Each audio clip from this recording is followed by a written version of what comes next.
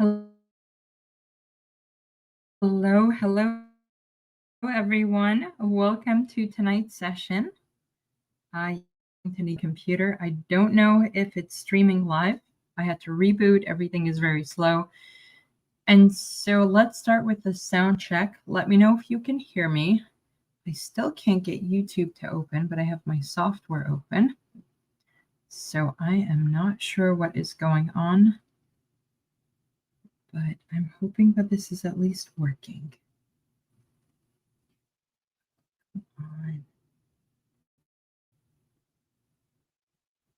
Okay, I see that you can hear me. So I'm just going to have to stick with the backup software and, oh great, I can't even scroll my notes. Oh my goodness, what is up with this? Today is just a day for technical difficulties. So while I am trying to get that to,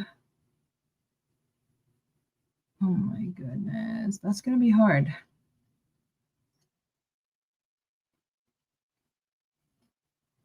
I think I got it. Okay, while I'm trying to get all of that sorted out, let me know where you're tuning in from and when you are getting tested on this topic. Tamar, this Friday. Marks, it is good to see you. Valerie, this is the Valerie that I've been talking to in email, right? If yes, it is good to see you. Erica can hear me. Rachel can hear me. Aliyah, it is good to see you from all the way around the world. No, sorry, not around the world. You're local. I was confusing it with someone else, but I do recognize who you are. Welcome. So now that you're done with organic chemistry, what are you up to? Paris can hear me. Awesome. And in that case, Valerie, it is good to see you. All right, we are going to make do with very slow tech, but I think as long as you can hear me and see my screen, I think that is all we need. So let's call it a day and let's go ahead and get started. Let me know in the comments where you are tuning in from. I don't have the YouTube dashboard open. I can't get that to open. So I can only see what's going on if you leave a comment, because the comments are basically the only thing that's working right now. Balima, excellent. Oh, thank you for reminding me. Let me see if I can even get you that. Go. Okay, that I did get. So what Balima is talking about is you do not have to worry about taking notes today.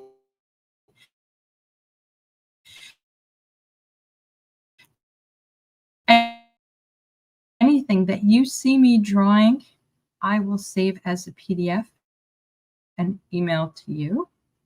Once the comments at any point, oh my goodness, where did my tablet go?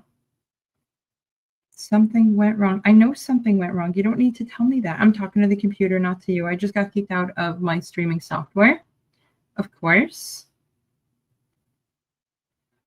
Oh my goodness. It's just been one of those days. Let's try sharing that again. Present, share screen. If you are sitting through this and being patient with me, I appreciate you so much. We haven't done a live stream together in quite a few weeks. And of course, the first one back, nothing wants to work. Marks, it is very slow on my end too. But if you can see me, if you can hear me, I say let's make the best of this, because Fischer projections is one of those topics that some professors skip it. Some professors don't, and if you don't, you really do have to know all the information. So go ahead and put live notes in the comments. That way I will send you the PDF notes. I will give you a link to get the PDF notes after we're done. Hans all the way from Central Africa. It is nice to see you from all the way in Central Africa. All right, so let's attempt to get this show on the road, starting with this right here. All right, so what are we going to cover today? Before I show you an awesome shortcut for how to quickly figure out the relationship between these two molecules, are they the same thing? Enantiomers, diastereomers, we first have to take a step back and look at what the heck are we talking about with the idea of Fischer projections. Fischer projections are simply a way to represent three-dimensional molecules in 2 dimensions, just writing them out flat, and you can put all your substituents around it. The idea with Fischer projections is that if you're trying to draw a big molecule with many, many chiral centers, it gets really, really overwhelming. If I have something very simple, say I'm trying to draw a molecule that looks like this, and I draw it in 3 dimensions. Let me put some substituents around it. It's not a big deal to represent it like this. But if I want to show the chirality of a molecule that looks like this, and I have, let's put a bromine here, an alcohol, a methyl group, what else can we put? Another alcohol. The more substituents you add, the more chiral centers you add to the molecule, the more confusing it gets. And if you can simply turn this molecule into something very simple that looks like this, the presentation is a lot cleaner and a lot simpler. And of course, it makes it a lot harder for you because now you have to know how to actually look at the molecule and understand what it is. What is the chirality? What is going on?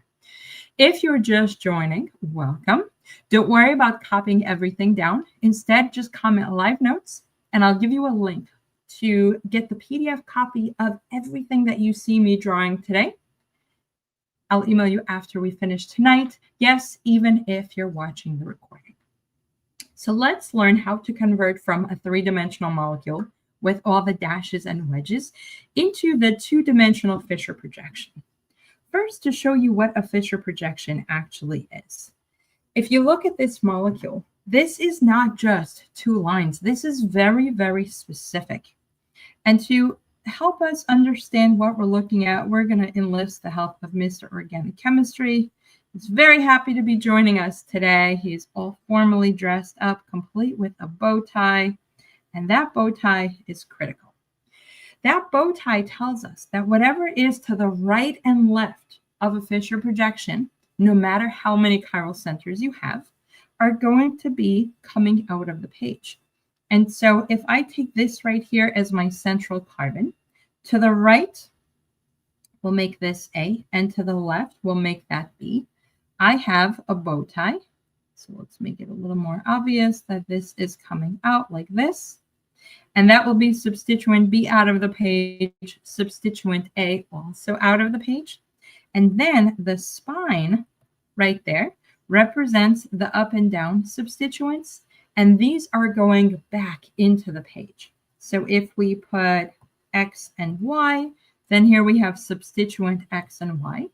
This is not the way you're used to seeing a molecule, and you're typically not going to draw it like this, but at least you can understand with that central carbon, anything around the Fischer projection has a very specific 3-dimensional orientation.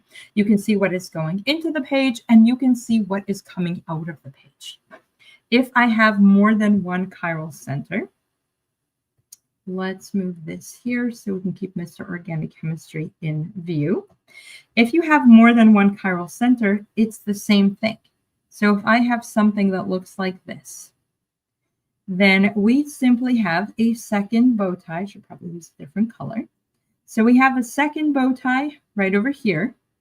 And that means that this substituent and this substituent are both coming out of the page, not to mention the first bow tie on the top, like that.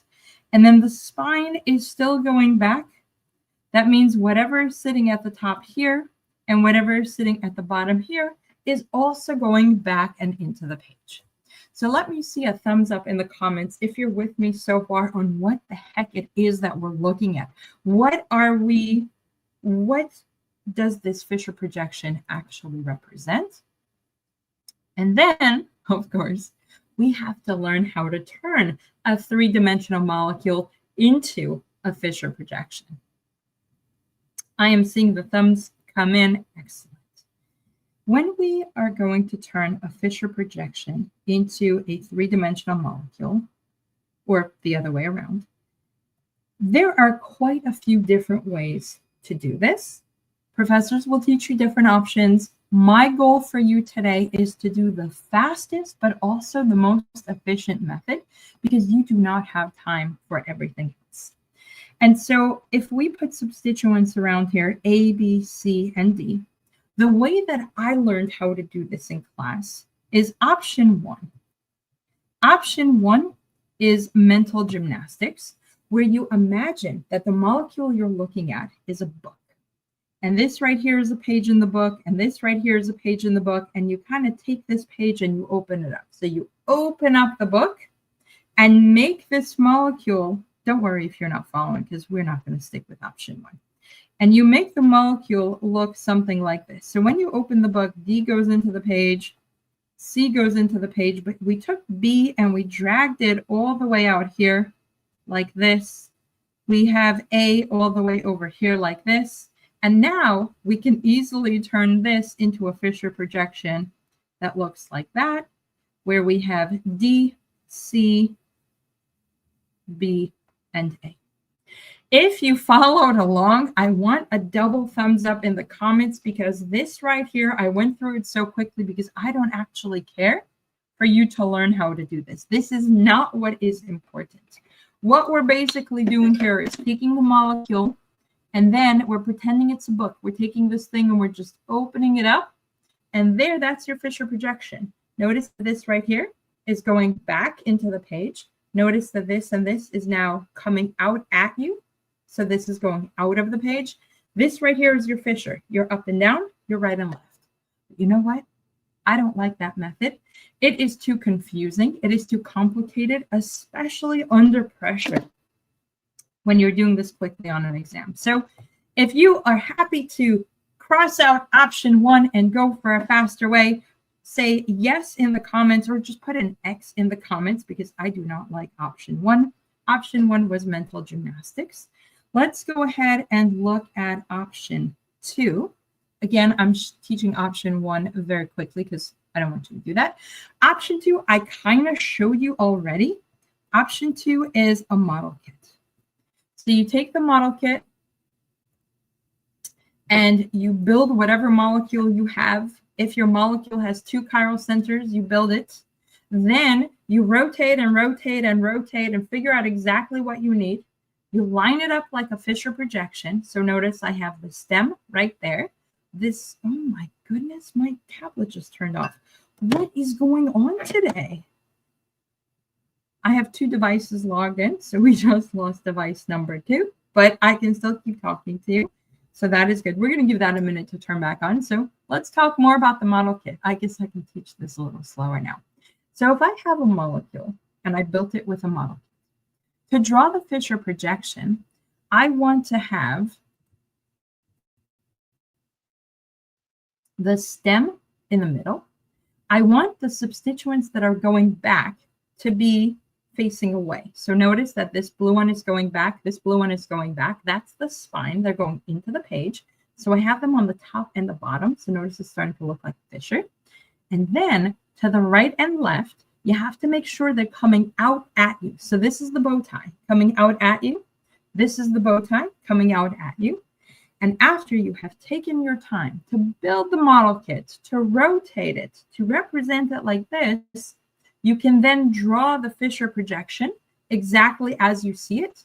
And hey, that is definitely a good way to get another accurate Fischer projection. Let me just log in here.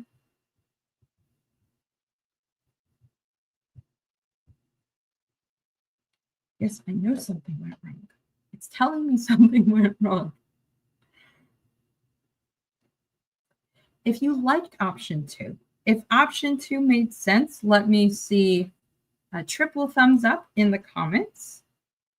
And let's get this back up.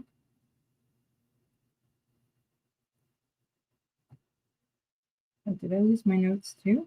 Great, I lost my notes. Where did this?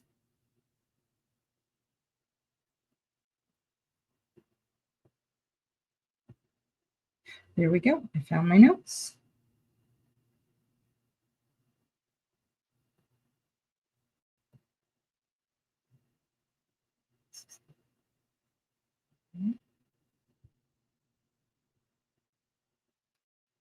Give me a moment. I'm trying to make heads and tails out of this thing. It is one of those days.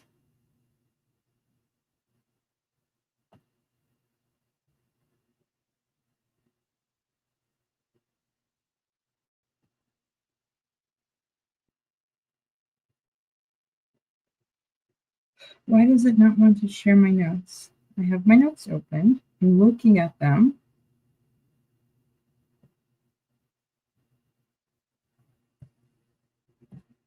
Just give me a moment, please, while I try to figure this out.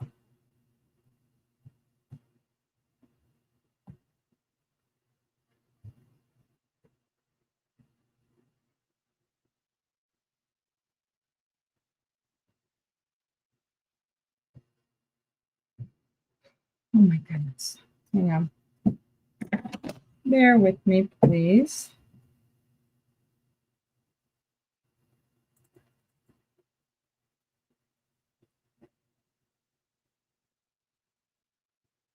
All right, let's try that again.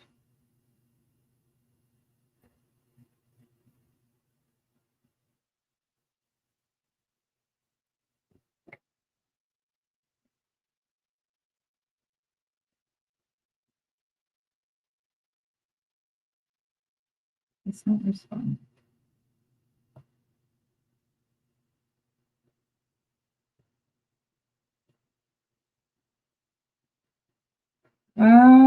This is a problem.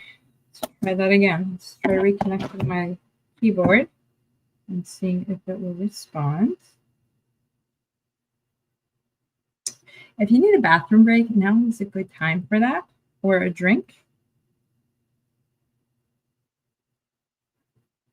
What do you do when your computer does not respond and doesn't want to open any program that you're trying to open?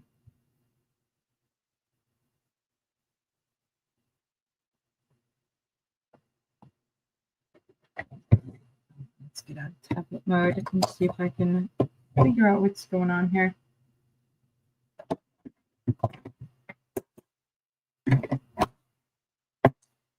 Technology at its best.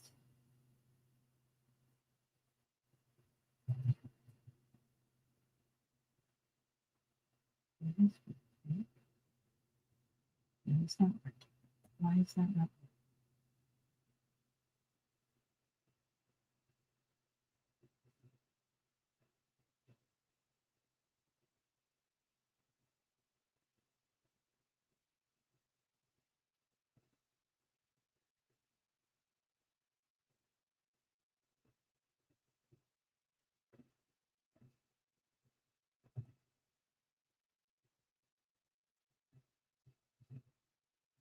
Okay, restarting for the win. I think. Cross your fingers for me. While I'm trying to figure this out, I will give you some good news. I have been working today on a brand new Fischer projections worksheet. It is so brand new, it doesn't even exist yet, meaning I don't yet have it available to share. But by the time your people who are watching the recording and for the students who are here, it will be ready to email out tomorrow. So put worksheet in the comments if you want a copy of the brand new worksheet. It is going to be awesome. And because it is not finalized, if there's anything specific you want me to add, let me know. But worksheet in the comments, I think we're good. Cross your fingers for me. Are you still with me? Are we still here to learn Fischer projections? All right, so I will respond. Actually, let's do this. If you put live notes in the comments and you get the live notes, I will include a link in, words are failing me. I will include a link to the worksheet as well. I'll send you the notes tonight, the worksheet tomorrow when it's ready. And yeah, we are back. Let's go. Let's do this. Okay. Option 2 is the model kit. And as I demonstrated, it is very effective. The problem with the model kit, it's time consuming. It's a waste of time. It's confusing to know, is blue a methyl group or a hydrogen? Is white a methyl group or hydrogen? And you may not even be allowed a model kit on your exam. So as much as the model kit is helpful, let's go ahead and X in the comments if you want an even faster, more efficient way, because the model kit is not going to work. And this brings, what? What is going on here? What am I looking at?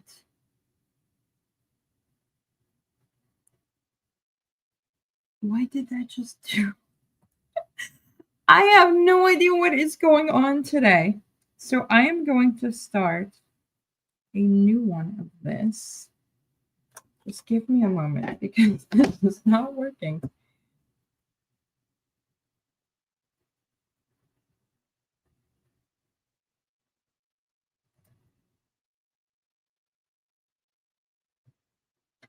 We're going to outsmart the system, and we're going to fix it after the fact. So what am I looking for? Let me just think. Let me see if I can switch this.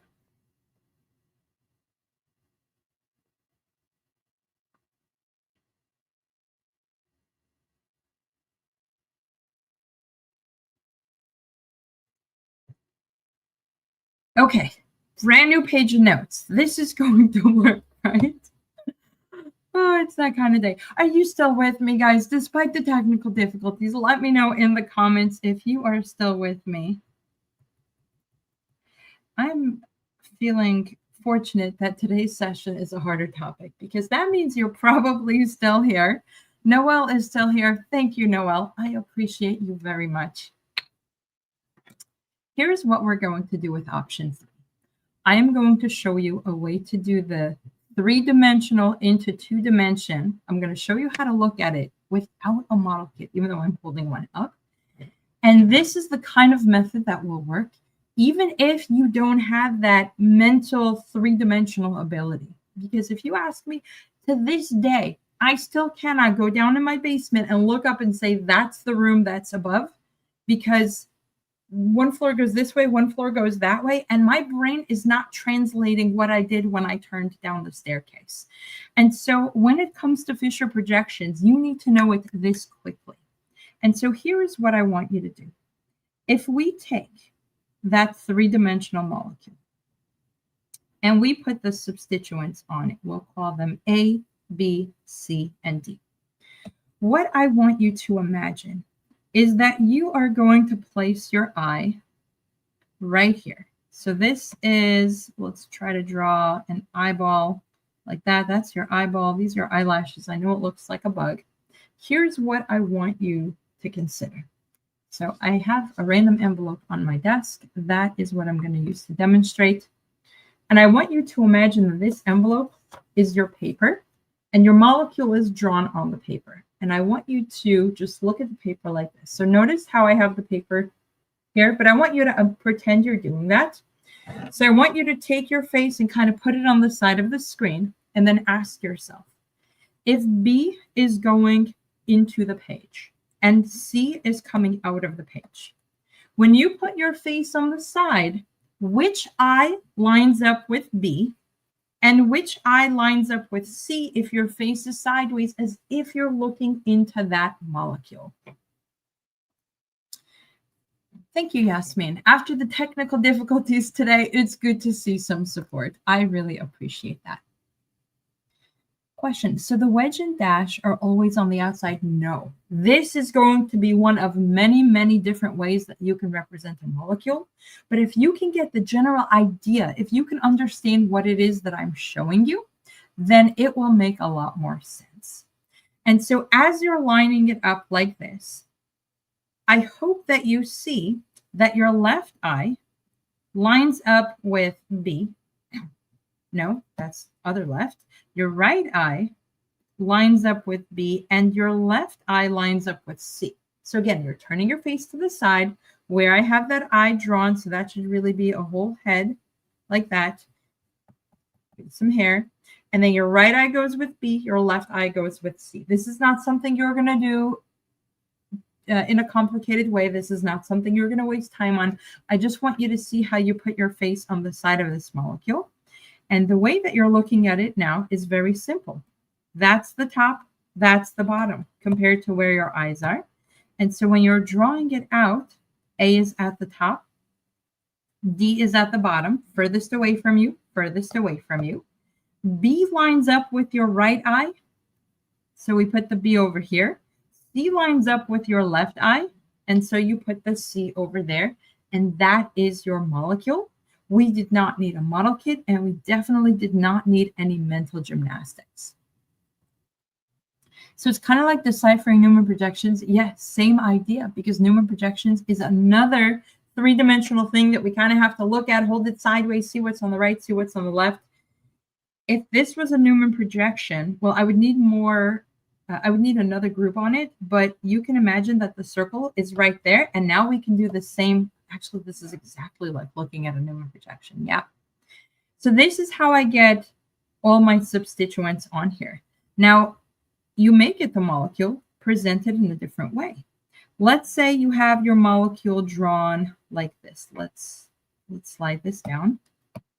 Let's say your molecule is drawn like this. This is a very common format that you're going to see on exams. So let's say that's a bromine and a hydrogen. What do you do to convert this into a Fischer projection? Your face goes up here. So you're looking at it from the top. There's your eye, your nose, your mouth. You're looking down at it, and same thing. If your face goes into the page, you're turning your face that way. Then which eye goes into the page? Your right eye. Which eye goes out of the page? Your left eye. And then this is away from you. This is away from you. So the way that you would draw it is this would be the up-down of my cross, and attached to it I have a CH3. That would be, it's technically an ethyl group. So this entire thing is an ethyl group. So I'll just put ET for ethyl group. Over here, I have a methyl group. How did the left become the top? Because it lines up with my forehead. If I put my head above here, that's my forehead. That's my chin, top and bottom. And then bromine lines up with my left eye. Hydrogen lines up with my right eye, and that is the Fischer projection. So this is critical. Before we move on, I want to make sure that you followed what I did here with you turn my head and picture which eye. It's really all about just lining up your eyes. So if you're with me, I want to see fire emojis in the comments, and then I'll make it more complicated because your professor is not going to stop here. Your professor is going to give you much, much harder questions.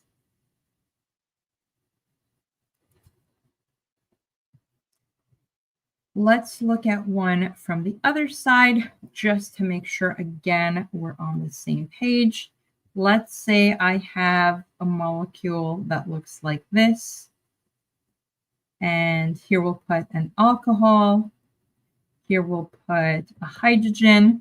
And now you put your face right there. There's your eye, nose, mouth. So you have your forehead, that's the top, your chin, that's the bottom. So if we draw it out, forehead at the top was a methyl group. That's a CH3. Chin, bottom, that's an ethyl group. That's an ET. If I put my face under this thing, my right eye goes into the page. My left eye comes out of the page. And so right eye is a hydrogen on the right side. Left eye is an oxygen on the left side. I am seeing fire emojis in the comments. That means we are on the same page. Let's crank it up a notch and see what happens if you're given a molecule now that looks like this. I have an OH and an H. And then here I have a bromine and a hydrogen. Now I have a molecule with two chiral centers, which we already saw would be a Fischer projection that looks like this. But the question is, what the heck is going on? And how do I do this? Option 1, mental gymnastics. We're not going to do that. Option 2, build it on a model kit. Build it, figure out what substituent is what, rotate it and draw it. We're not going to do that either. Now we have options 3 and 4 here. I'm going to show you both. 3 takes longer, but is probably more accurate. 4 is the one I want you to walk away with because no one has time to do 3. If I am looking at this molecule. For the Fischer projection, I need bow ties. I need both sets of substituents lined up like this, coming out of the page at me and like this, at me and at me. And so what I can do is take my molecule on paper and do a 180-degree rotation. This is something you should be comfortable with.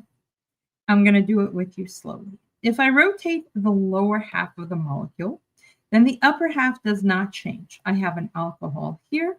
I have a hydrogen here. This is the piece that rotated. And if everything rotated, we did it in that direction. We're looking to get two substituents at the top, so 180 degrees. If 180 degrees is exactly, whoops, hit my head, is exactly halfway around the circle. Up goes down, out goes in. So let's remember that. Up in the plane of the page, let's make this green, is going to go down in the plane of the page. Down, but on a wedge, is going to go up, but on dashes. And down on dashes is going to go up on a wedge. So again, 180, up is down, in the plane stays in the plane, out of the page goes into the page goes out of the page. This is the result of a 180-degree rotation for the green for the second half of the molecule. The reason I did it like this, and let me know in the comments if you followed, is because now I can take this molecule and very easily put my face right over there with the trick that I showed you. And then I can line up my eyes and say that my right eye is going into the page. So right eye would be hydrogen, right eye would be bromine. Left eye is coming out of the page, so left eye would be my alcohol and left eye would be my hydrogen. Let's go ahead and draw this. Let's actually draw it next to it right here so we can see. If my face is lined up that way, then my forehead goes to the top, which is the blue methyl group. That means I have a CH3 at the top. My chin goes to the bottom, which is a green methyl group. That's a CH3 right here. Going into the page, all my dashes go with my right eye. So on my top dash, I have a hydrogen. On my bottom dash, I have a bromine.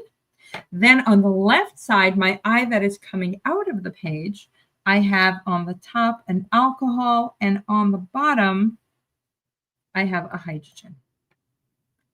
This was kind of complicated, but pretty straightforward. And so if need be, this is how I want you to do it on exams. Let me know in the comments if you're with me, if this makes sense before I show you a faster way. Now, what I'm showing you is a couple of examples to demonstrate, but ultimately the way to really get this is to do tons of practice. That's where the brand new Fischer projections worksheet comes in. Just put worksheet in the comments and I will respond with a link to download the worksheet. Yes, even if you're watching the recording. If you followed me up to here, but you want to make this a little bit faster, put shortcut in the comments.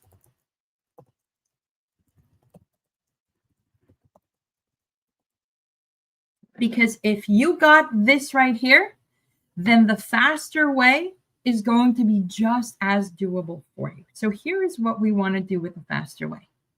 Let's go back to the initial molecule that we used to start the rotation. And let's draw what will be our Fischer projection. I kind of ran myself out of room, so we're going to do it in a little bit smaller. But I want them all to be together, so I'm cramming it into the screen. What we're going to do here is choose one chiral center to focus on. And from that chiral center, we will build the rest of the molecule with the same shortcut. So put your face at the top right here. That is a backwards eye. There's the eye, your nose, your mouth. And then start with a chiral center that perfectly lines up with your eyes. That means the upper chiral center here has this facing away from you. Forehead means the top. That's a CH3. Your right eye goes into the page. That's the hydrogen. Your left eye comes out of the page. That's your alcohol. And your first chiral center is exactly as we've done it before. It's exactly the same. Nothing changes. We are good to go. And look at that. It's exactly the same. Now, for the second chiral center, instead of taking the time to redraw the molecule, rotate this 180 degrees, here's what you can do. You're not going to rotate it in your head. No mental gymnastics. I promised you none of that. We're instead going to use the logic of the mental gymnastics, and we're going to say, if I took the time to rotate this one right here, then the two substituents going down and away from me are going to be opposite of what I see them. Because if the hydrogen is down into the page and lines up with my left eye, because it's facing away from me, if I were to bring it up, it will go to the other eye. And so what you're going to do is compare what you have over here and do the exact opposite. That means if OH is on a wedge left eye, if it's facing away from me, then the dashes are going to be left eye. If hydrogen is on dashes right eye, if it's facing away from me, then the right eye is going to be the wedge. So do you see how all I did for that second chiral center is switched it? If the wedge was left, the wedge is right. If the dashes were right, then the dashes are left. And then all I'm going to do is draw it as I see it. So we're going to draw these in green. And we said that hydrogen is left, bromine is right. The methyl group facing me is still my chin. And wait a minute, is that not exactly what we have here, minus the extra step of redrawing, twisting, and then doing the whole thing? So again, a slightly more difficult method, but if you practice this a few times, this is going to save you so much time and is just as doable. So let me know which option you prefer, the rotation, the redraw, or the mental rotation. And it's not even a mental rotation. We'll call it the flip method. So we'll call this one the redraw, and we'll call this one the flip. So in the comments, which one you are going to stick to. Question: does it matter the way that you're writing it? If I see you're using OH and then HO. No. So that is a very good question. And a lot of students get confused. For example, what you'll see me draw sometimes is if there's a line, say the end of a molecule, this right here is a CH3 group. Sometimes you'll see it written as H3C. Or in this case, you see me write it as HO or OH. It's the same thing, but the idea is if I wrote this as a CH3 group, you recognize it as what it is. But if I write it as an H3C, what I'm really saying is this H3C. So it really does not matter. It's the same exact thing. I have seen students get confused, and that's why I took the time to explain it. Let me know if this makes sense. So let's take a look at what I did here. I have this one as an HO. I wrote them both as an HO in this case because it's simply an O attached to an H in that direction. But bromine is obviously Br no matter what, and so I'll never write it as Rb because they're not two different molecules.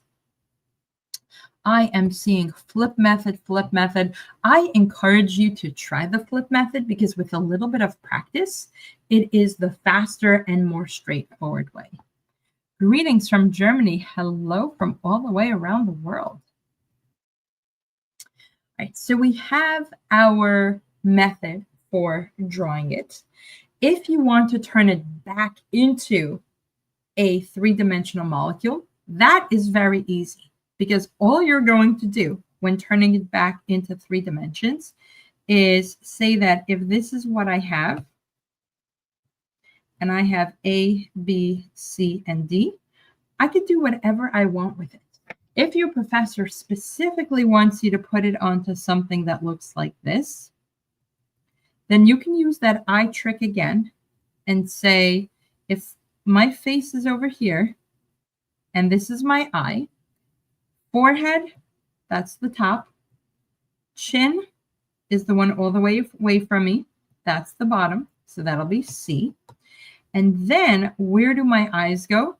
This is my right eye, this is my left eye. My right eye gets the right one, my left eye gets the left one. And there, I just turned my molecule into, my Fischer projection into 3 dimensions. If I have to do the same thing for a Fischer with 2 substituents, I want to show you how to go straight to the zigzag because that one students find the most difficult. So let's move this down. Let's give it some substituents. We'll go with a CH3, Br, H, Cl, H, Et. First thing I see is my carbon chain is 1, 2, 3, 4, and 5. Ethyl is 2 carbons. So I'm not even looking at the Fischer right now. I'm just drawing a carbon chain with 5 carbons, numbered 1, 2, 3, 4, and 5. Now let's see how to put the 3-dimensional substituents on it. I'm going to start with 2. And if I make 2 3-dimensional, then I am going to have a wedge on here and dashes like that. And so if I put my face on the top, then I have my eye, nose, mouth like that. That's my chin. So that's carbon number 1. I'm sorry, that's not my chin. That's my forehead. There's my chin towards carbon number 5. And my right eye goes into the page. My left eye comes out of the page.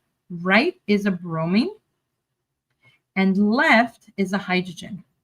As soon as I have that first chiral center, the rest will fall into place because 3 is exactly opposite. For 3, it's away from me, and so I'm going to flip it. If right was bromine, then Cl will do what the right one is doing. Meaning if the right was dashes, here the right will be a wedge. It's exactly the opposite. And the wedge is the right in this case, or we could have looked at it from the Cl from the left. That is how I turned it into 3 dimensions. If your professor did not ask for a specific way to draw it, here is another option you could have done. Let's move that away. You could have just started with these 2 carbons, carbons 2 and 3 like this, and we're just going to turn that into a 3-dimensional Fischer projection like this. 1, 2, 3, 4, 5, and watch this. Why are my wedges looking drunk? There we go. 1 wedge, 2 dashes. Now it's very obvious if my face is up here like this, eyes, nose, that's a mouth. I know it looks a little bit crazy. Forehead, chin. Let me make it look like it actually is a face. So there's the mouth. This is the eye with eyelashes. And so my right eye is into the page, right eye is into the page. And that means right is bromine and hydrogen. Left is hydrogen and chlorine. Let's see if it matches up. It does not match up. Why does it not match up? What did we make a mistake? So we have the right side is bromine and hydrogen. Bromine and hydrogen. The left side is hydrogen and chlorine. That looks good. So what did I mess up here? I must have messed these up. Hang on. So if we have the right is bromine into the page, so then the right should be out of the page. So that should be hydrogen out of the page and chlorine into the page. That's what I had messed up. So the trick worked. My brain didn't, but the trick worked.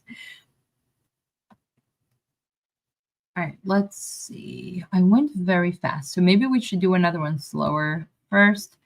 Is the flip method the logic behind flipping RNS? No, we're not flipping anything here. We're just rotating, and we're saying that if I'm rotating, if white and blue are facing away from you, a full rotation brings them to you but swaps their position. Notice blue is on this side, but a full rotation has blue on this side. It moves positions. And so what you're saying is when it's facing away from me, blue is here. So I know that if I turn it, then blue is here. That's the idea with the flipping here. Let me know if that's clear. Okay, so then, hello, all the way from India. This is hard. Yes, this is very hard. And I went fast and messed it up. Should we move on to another concept, or do you want to see another practice problem a little bit slower? Because this was hard. This is definitely not easy.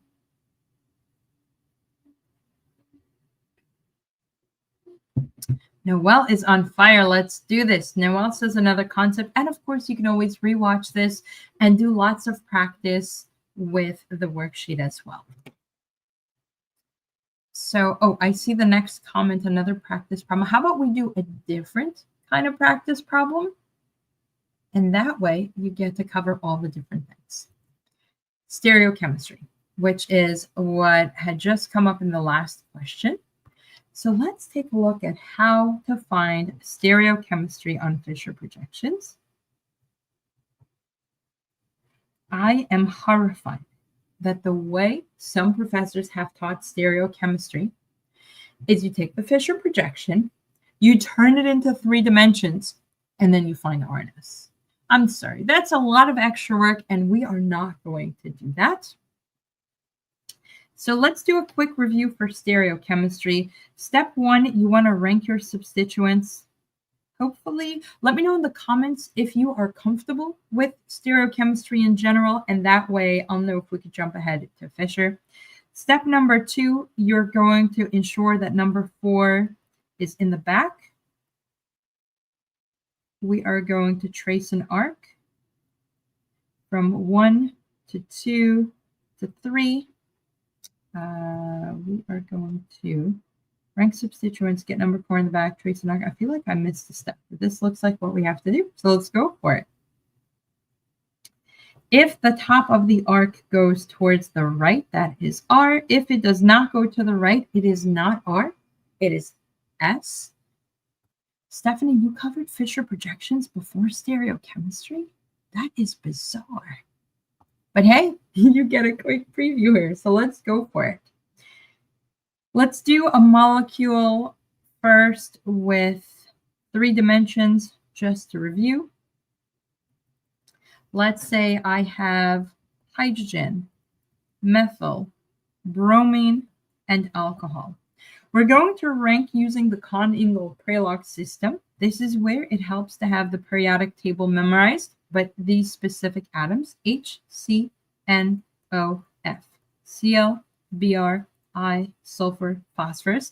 Let me know if you've already memorized them, because this is something I stress over and over. And here is a perfect example of how it saves you time, because you can just reference this without having to go to the table.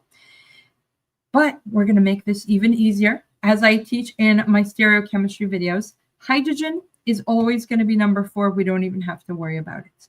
Methyl in the presence of hydrogen is always number 3. That means we're really just comparing bromine and alcohol. Bromine outranks alcohol. That's number 1. Alcohol is number 2. That's what we forgot. We want to cross out number 4. I knew there was a missing step. Step 3 is cross out number 4.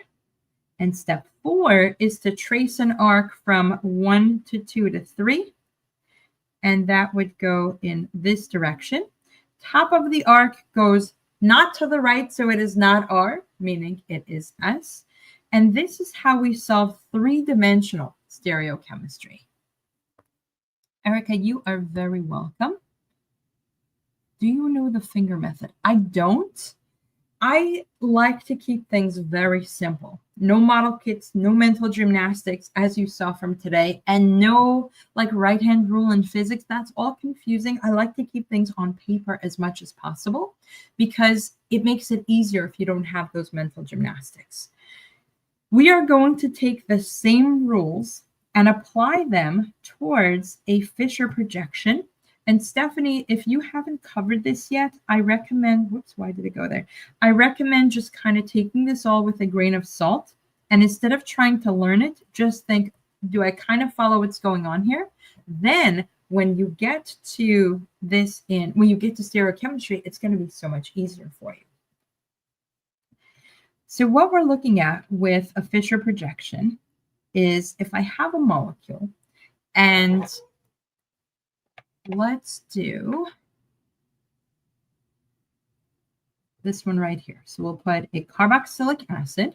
Any MCAT students alive on here today? And if yes, bonus points if you can tell me what amino acid I am drawing right now. Why am I drawing this so small? Let's draw this bigger. There we go.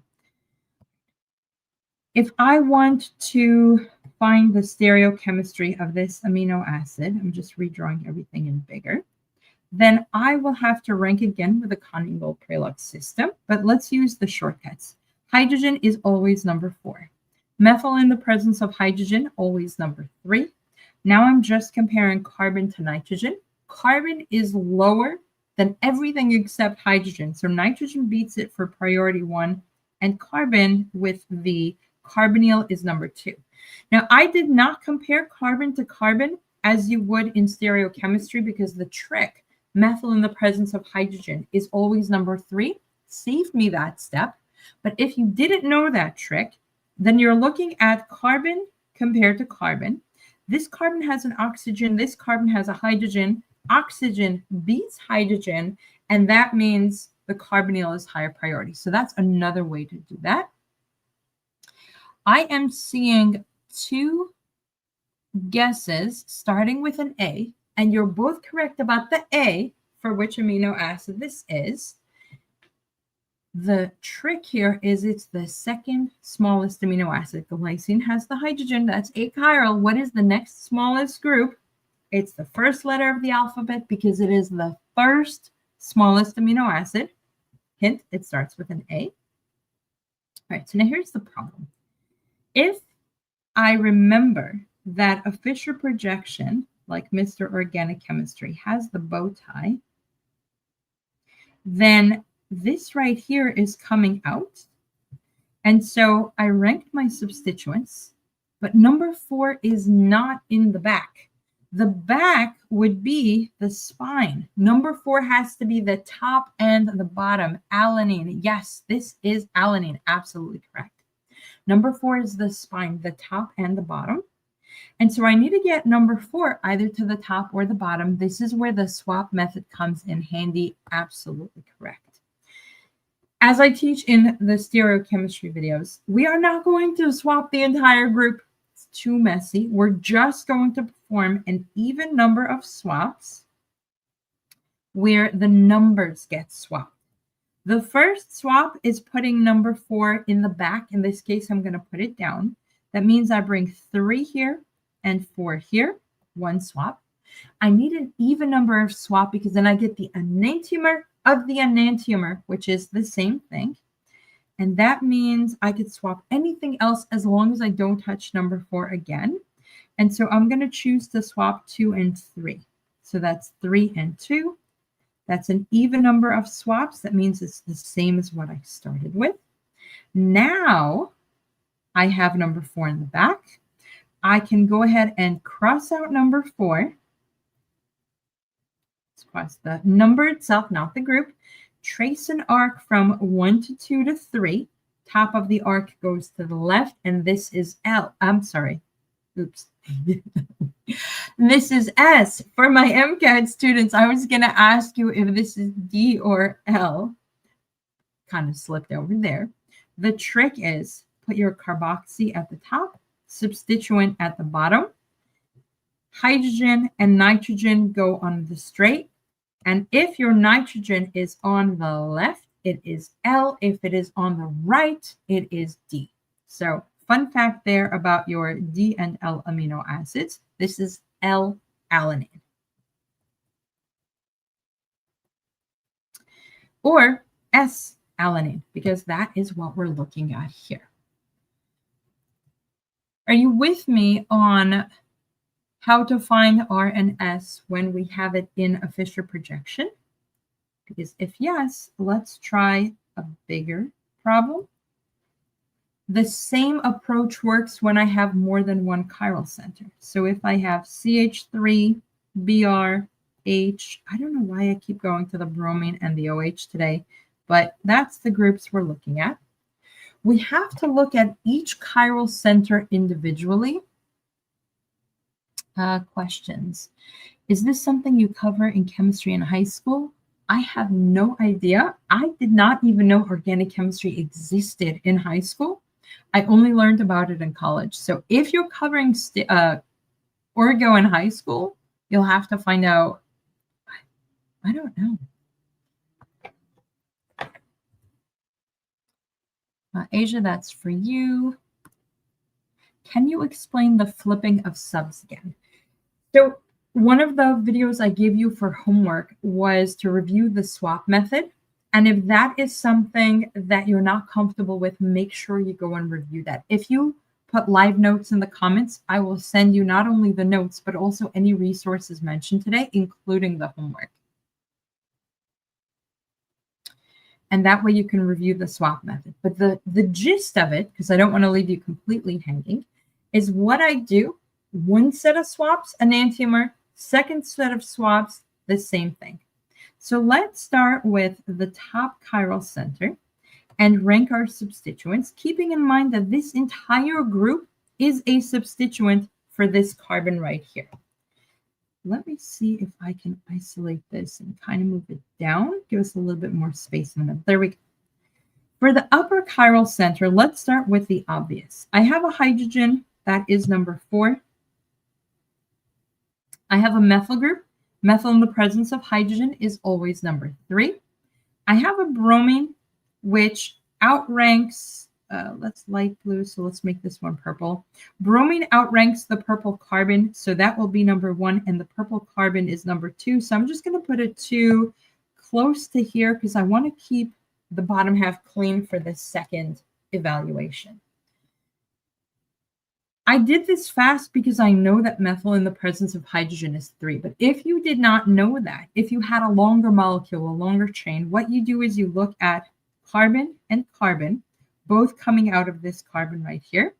The upper carbon has hydrogen, the lower carbon has other things on it, making it higher priority. That's how we got the 2 at the bottom.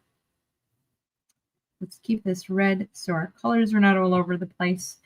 We need number 4 to be in the back. We need it to go down. And so I'm going to do 2 swaps, and the swaps from the top and bottom are separate accounting. You cannot mix those accountings. And so I'm going to put swaps at the top for the blue chiral center in blue. And I will swap number 4 to the bottom. So that gives me 4 and 2.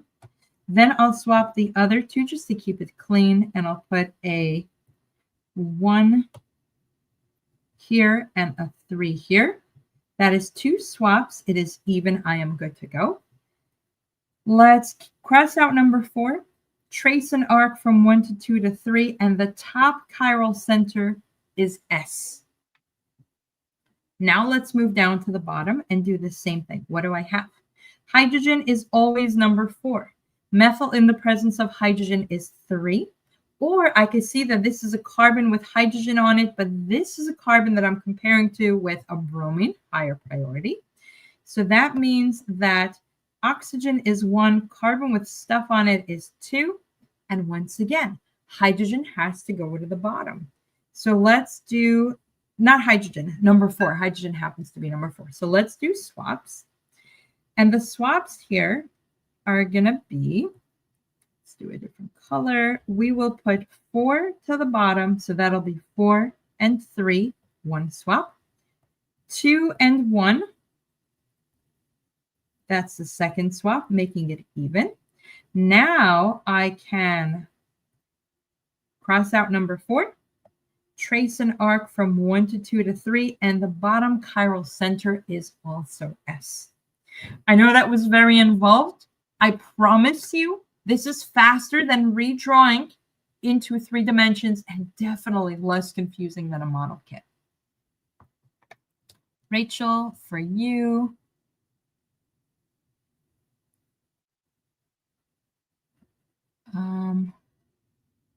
Moch, just email me because that is definitely coming up, maybe even next week. I'm thinking about it. So this right here was the harder way, and obviously you're going to need more practice. I'll have Fischer with multiple chiral centers on the worksheet, so worksheet in the comments. But now I want to focus on a different type of chirality question, because professors like to do things like this. If you have Fischer projection number 1 and Fischer projection number 2, and they have, let's go with alcohol, bromine, hydrogen, methyl. Alcohol, bromine, hydrogen, methyl. And the question is, are these molecules completely the same or are they enantiomer? Question. Down means in the back, yes, because if we look at Mr. Organic Chemistry, who is very happy to join us here, Mr. Organic Chemistry wears a bow tie to remind us that right and left, like the bow tie, comes out of the page, and the spine is the wedges go down into the page. Right and left bow tie are your wedges, the spine are your dashes. Did I say wedges? I meant dashes. Dashes going down into the page. When you see two molecules like this, you're typically not asked to tell if the two molecules are R or S. You're just asked for the relationship. The way I have seen professors teach you how to solve this is build a model kit and find if it's R and S, waste of time. Mental gymnastics, waste of time. Redraw this in 3 dimensions, waste of time. The proper way to do this is to solve this one for R and S, solve this one for R and S, and if they're both R or both S, they're exactly the same. If one is R and one is S, then they're different. But if you are not asked if they're R and S, I'm going to argue I don't care if they're R or S. What we're going to do instead is the swap method as follows. If this is molecule A and this is molecule B, how many swaps will it take to make molecule B look like molecule A? And that is how we'll know the relationship. So A has an OH up there, swap 1. A has a methyl group over here,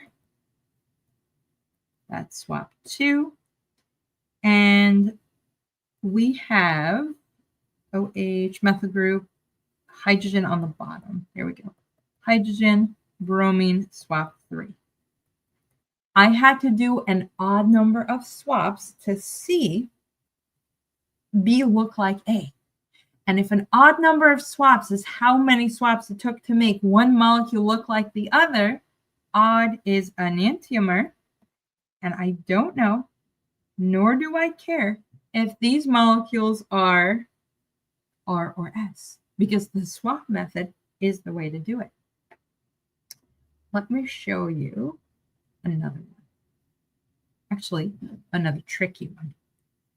Let's say I give you 2 molecules again to compare, but this time I'm going to put OH, H, let's mix it up, Cl, NH2, OH, H, Cl, NH2. We can do the swap method, and I'll get to that in a minute. But notice that if I follow the pattern OH-HCl-NH2, OH-HCl-NH2, are these molecules exactly the same? It's just a 90-degree rotation. 90 degree, if I take the whole thing and I turn it 90 degrees, then I have the same exact molecule. Does that mean that the molecules are enantiomers, or are these molecules exactly the same? Let me know in the comments.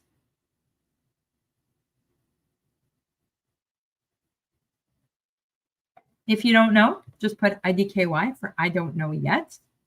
My question again is, are they enantiomers or are they exactly the same? And while you're typing that in, I want to show you something. If this is a three-dimensional molecule and I am holding it like a Fischer projection, that means whatever is in the up and down is facing away from you. Whatever is on the right and left is facing towards you. If I take this molecule and I rotate it 90 degrees, that is not a Fischer projection. That is not a Fischer projection because these are coming at you and these are going to the back. And so to turn this into a proper Fischer projection, I have to flip it around. The chirality reversed. 90 degrees reverses chirality because you can't just take a molecule that has wedges like this and say, now the wedges are like that. And so the trick here is that if the molecule looks exactly the same but a 90-degree rotation, these molecules are enantiomers of each other. They are not the same thing. Let's prove it with the swap method. So we'll see how many swaps it takes to get these two supposedly exactly the same looking molecules to look exactly the same. A and B. We're going to make B look like A. So we'll start by moving B look like A. We'll move the OH up and the NH2 here. That's one. Now let's get the H in place. So basically the NH2, we're playing musical NH2. Now the H is in the right place. Then we'll have green we haven't used yet. So we'll move the NH2 again. So we have NH2, Cl. That looks drunk. There we go. So we have an odd number of swaps to get B to look like A. And what is odd? Enantiomers. Right? So these are enantiomers, even though all we did was rotate the molecule, but you can't just rotate a Fischer projection. In general, it is recommended to use hardware molecule model sets. It really helps to understand better. You can touch and tinker. I'm going to give you a caveat warning with that. I absolutely agree. Notice that I am teaching with a model kit because I think they're highly, highly beneficial. I have ADHD. I need to touch things and I need to rotate them. So if I'm trying to explain this to you without the kit, it would be very hard. But look how easy it was for me to rotate and show you and flip and turn and all of that. But after you're comfortable with the concept, I want you to ditch the model kit and just be comfortable doing it on paper, because your exams are on paper. You do not have time to build a model kit. And that's even if you're allowed to, because some professors don't allow it. We were allowed a model kit, but I found it to hurt more than help because now I'm relying on something else. It takes time. It's confusing. It's faster to just know it on paper. Crazy how my professor never taught us this. Professors, we're not going to start that conversation, but let's just say I have a lot to say about some professors. All right, so now what I want to do is go back to that very first problem that I opened with, and I promised that I would show you a faster way to do that. So let's take a look at these two molecules. And what your professor could ask with a problem like this is not to find R and S.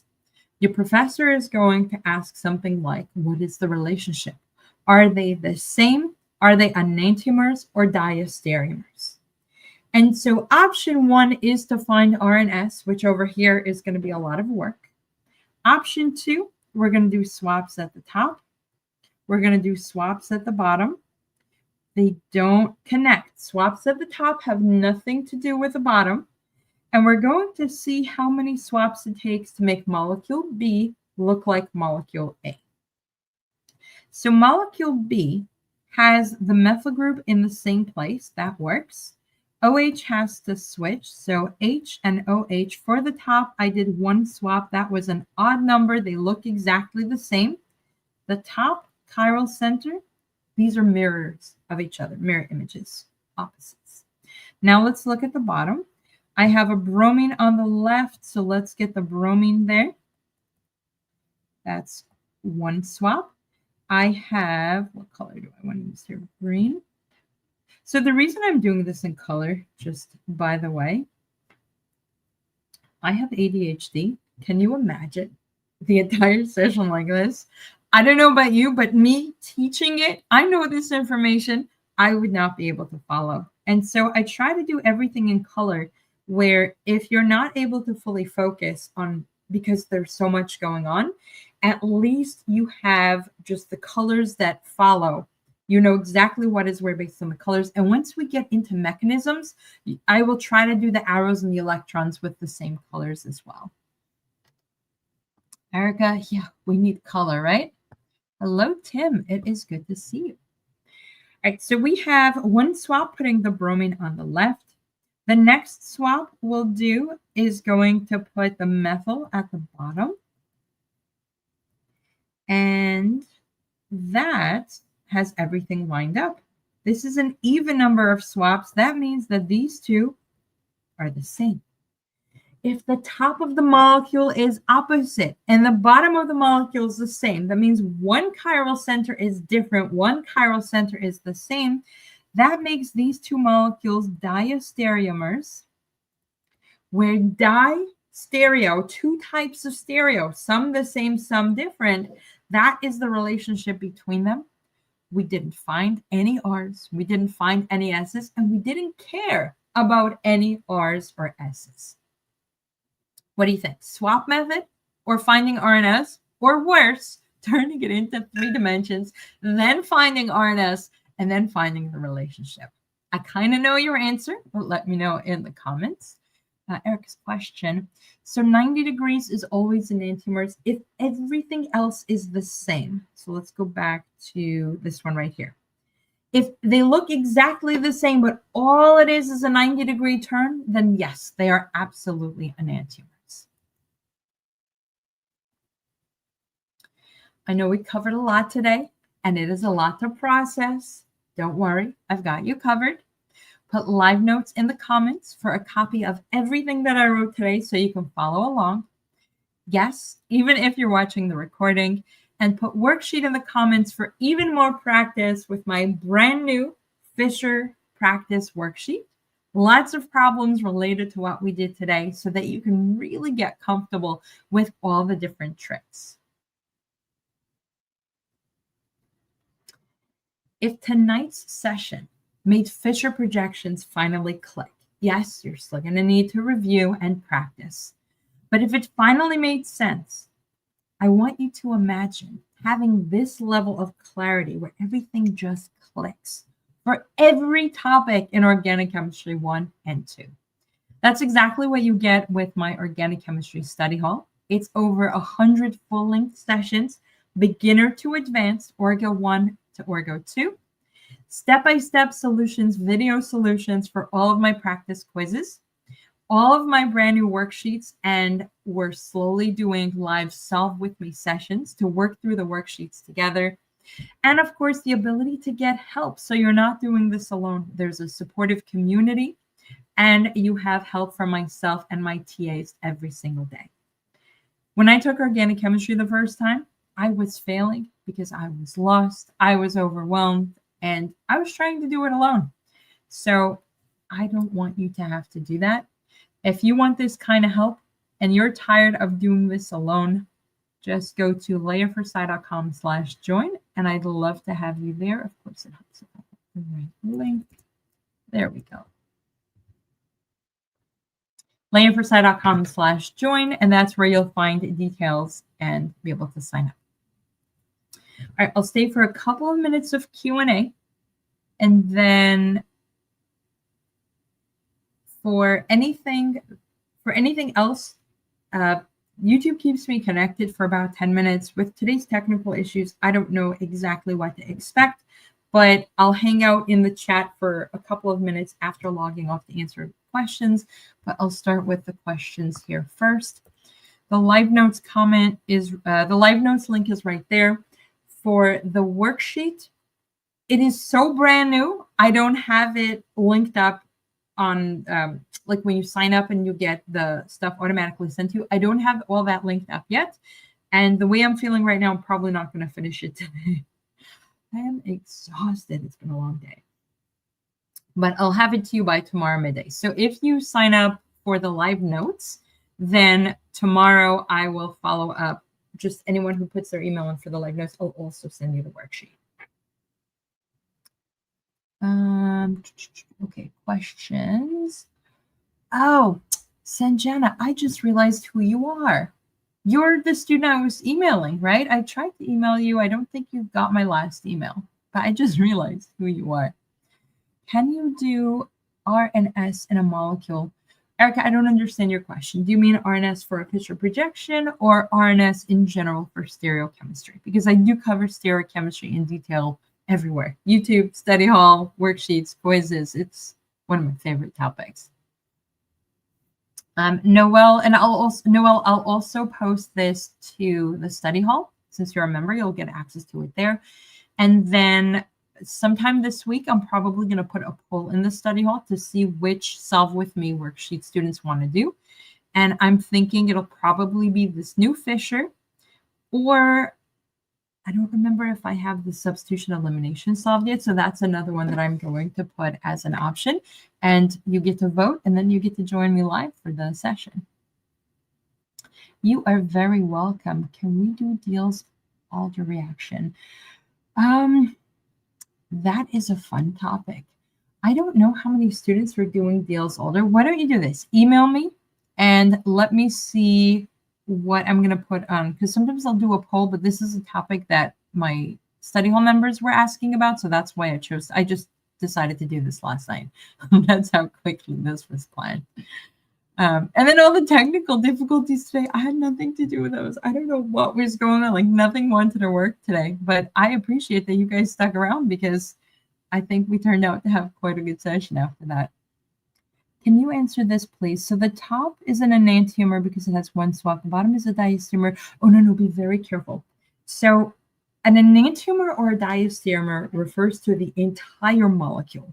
Molecule A to molecule B, what is their relationship? And their relationship is they are either the same, enantiomer, diastereomer, or completely unrelated. If we have a situation like this, where the top half of the molecule are mirror image. Notice I'm not calling it enantiomers. I'm calling them mirror images. The top half is a mirror and the bottom half is the same. The molecule is not an enantiomer because an enantiomer would be a complete mirror. It's not the same because everything would have to be the same. It cannot make up its mind. It is of two minds, of diastereomers. So if it's half the same, half different, or you can have more, but at least one the same, at least one different, that's where you get diastereomers.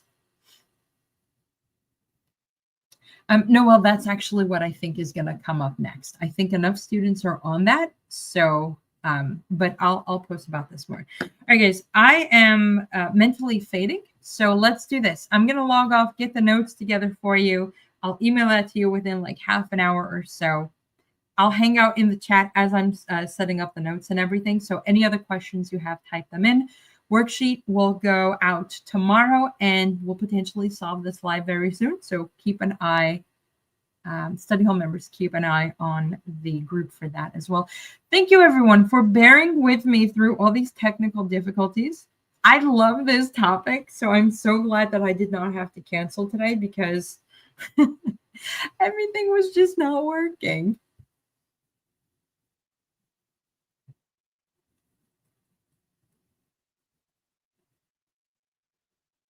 Tim, I'm not sure. I have no idea what you're talking about. My technical difficulties, I think, were with my computer. So first the computer wasn't working, then I couldn't get YouTube to load, and then my computer shut down. So it's been that kind of day. Erica, not yet. It's brand new. Like, it's so brand new. There isn't even a key yet, but I'll make a key for you as well. How's that? I'll make a key and I'll send that out tomorrow as well. Have a good night, everyone. I'll stick around in the chat. I'll send you the notes soon. Here's the link one last time, and I'll see you later.